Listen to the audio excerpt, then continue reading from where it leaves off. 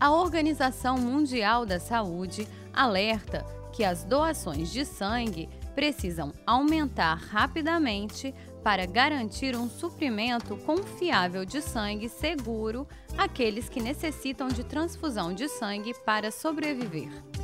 Nesta situação, encontram-se pacientes submetidos a transplantes de órgãos e a grandes cirurgias, vítimas de acidentes e portadores de doenças hematológicas.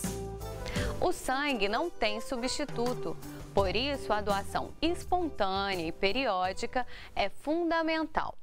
Uma única doação de sangue pode ajudar a salvar várias vidas. O objetivo desta edição do programa Utilidade Pública é incentivar a doação de sangue e esclarecer as principais dúvidas sobre o tema. Estamos aqui com a médica-chefe do Núcleo Técnico do Hemóis, doutora Soraya Almeida, que vai responder as principais perguntas feitas pela população. Então vamos às perguntas. Doutora, todo mundo pode doar sangue? Então, Vanessa, é uma pergunta interessante e todo mundo pode doar sangue desde que esteja dentro de alguns parâmetros do Ministério da Saúde, da Coordenação Geral de Sangue e Hemoderivados. Ter entre 16 e 69 anos, pesar acima de 50 quilos, estar saudável naquele momento, não está usando nenhuma medicação para nenhum processo infeccioso de qualquer tipo. Se tiver como portador de alguma doença crônica, saber quais são os medicamentos e trazê-los anotados para que nós possamos avaliar. Ter tido a noite de sono agradável e tranquila, com sono recuperador. Ter se alimentado com alimentação leve, que não seja rica em gorduras. Qual é a quantidade de sangue coletada em cada doação? Vinícius, a gente obedece a uma norma que é preconizada no Brasil inteiro. Geralmente, as bolsas de sangue que nós utilizamos, nós colhemos 450 ml de sangue. Alguns doadores que são menores em estatura, apesar de estarem acima de 50 quilos, a gente colhe 400 ml. Mas, em média, a grande maioria, a gente colhe 450 ml. O sangue que eu faço a doação, ele é examinado, é submetido a algum tipo de exame? Rui, todo o doador que passa pelo Hemocentro, não só de Vitória, mas qualquer Hemocentro do Brasil, seja rede pública ou privada, ele terá seu sangue examinado rotineiramente. Digamos que você pense, mas eu sou um doador voluntário que compareço ao Hemocentro a cada 3 meses ou até a cada 2 meses. Mesmo assim, nós confiamos na sua palavra como doador voluntário, mas nós temos um compromisso com o receptor de sangue sempre. Então, todas as vezes que você passar para a doação, seu sangue vai ser examinado da mesma maneira, vai seguir uma mesma rotina.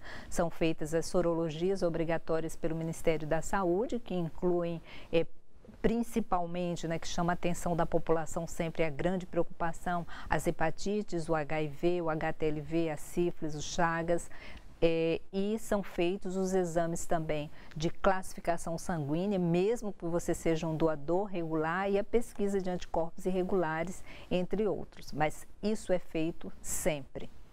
Quais os cuidados que eu tenho que tomar após a doação de sangue?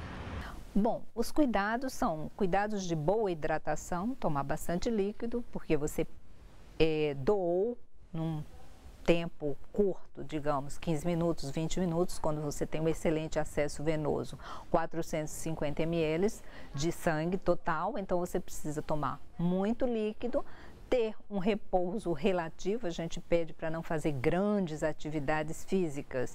Então, digamos que você na academia faz atividade física pesada, você não fazer isso naquele dia. Se você é piloto, se você trabalha com máquinas pesadas, a gente pede para que nas 12 horas seguintes você não opere máquinas pesadas, você não pilote, porque você teve uma modificação no seu volume sanguíneo, mas 24 horas após você já pode fazer todas as suas atividades normais. Doutora, eu gostaria de saber quais os tipos de doença que impede as pessoas de doarem sangue. Ingrid, é uma pergunta difícil porque existe uma série de doenças que impedem a doação de sangue. É tão complexo que nós temos um procedimento operacional padrão baseado na portaria que nos rege. A cada 3 anos essa portaria ela é modificada. A última portaria é a portaria 158 de fevereiro de 2016 e ela recomenda que algumas patologias elas são impeditivas da doação de sangue. Por quê? Porque são às vezes patologias que a gente conhece pouco ou porque essas patologias elas podem para o doador e não para o receptor ser motivo de alto risco também. Ele faz a doação e às vezes ele pode passar mal depois ou ter algumas complicações indesejáveis.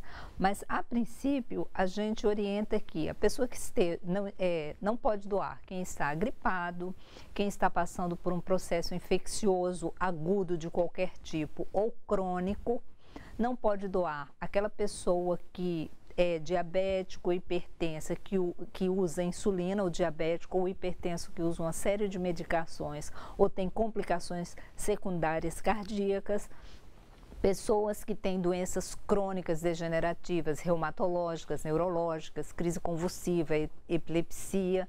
Então, essas são as causas mais comuns.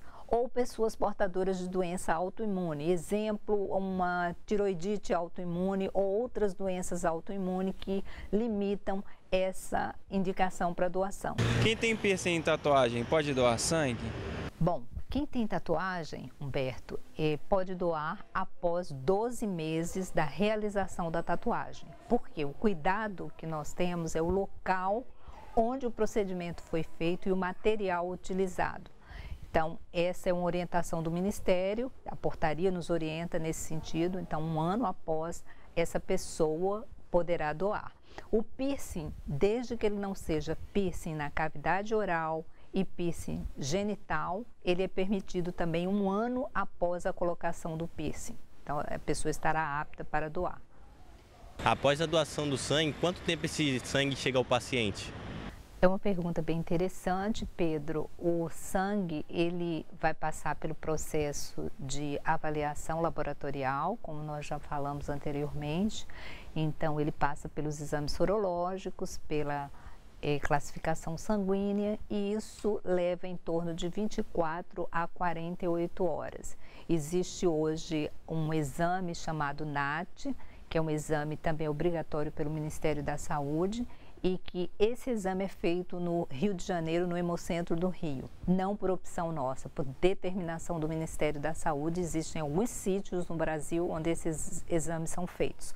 O nosso é encaminhado para lá todos os dias e ele fica pronto em média com 24 a 48 horas. Então, 48 horas, essa bolsa estando totalmente negativa quanto aos seus exames sorológicos, ela estará apta para ser transfundida em qualquer paciente que necessite.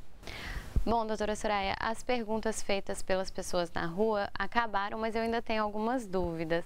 E em relação à frequência de doação, de quanto em quanto tempo eu posso doar, uma pessoa pode doar? Quanto à frequência de doação, podem doar. As mulheres a cada 3 meses é o intervalo mínimo, sendo recomendado a cada 4 meses, como ideal. Os homens a cada 2 meses, como intervalo mínimo, sendo recomendado a cada 3 meses. Então, às vezes, há uma necessidade familiar ou uma necessidade de um grande amigo que você quer ajudar, você doou e ainda não chegou ao intervalo ideal. No caso da mulher, 4 meses e do homem, 3 meses. Ah, mas será que eu poderia doar um pouquinho antes? Pode sim, dentro desse intervalo mínimo, sendo que você vai passar pelas mesmas avaliações, pela mesma rotina de cada doação. Se estiver apto, naquele momento, você poderá fazer a sua doação. No caso de pessoas que não têm um problema sério de saúde, mas que passam mal, desmaiam ao doar sangue, existe alguma coisa que possa ser feita para ajudar a pessoa a doar, que a pessoa tem um desejo grande de doar? Se isso não corresponder a uma fobia né? Porque as fobias são difíceis de tratar. Um medo extremo que esteja relacionado à agulha, a sangue e componentes, porque você vai estar dentro de uma sala de coleta onde você está doando e outras pessoas também estão doando. Então você pode não olhar para o seu braço, mas você pode ver o braço do vizinho. Então, se isso não for resultado de uma fobia ou de um medo extremo, a gente pode ir aos poucos, sensibilizando o doador, conversando com ele, deixando até que ele acompanhe alguma doação, um pouquinho de longe, vendo através do vidro a sala de coleta e tentando se acalmar, e ele pode tentar repetir mais uma vez aquele momento ou aquela doação. Se isso corresponde a uma fobia ou até um outro estímulo que existe no nosso corpo em que a pessoa realmente não tem controle e faz uma hipotensão severa, cai a pressão arterial ou fica com muito mal-estar, então a gente recomenda que essa pessoa não doe mais. E eu trabalho muito nessas limitações, não só nesse tipo, mas outras de alguns doadores com a seguinte ideia: você pode não doar, mas você pode ser um grande captador, que é um trabalho de tamanho valor, de igual valor, como se você fosse um doador.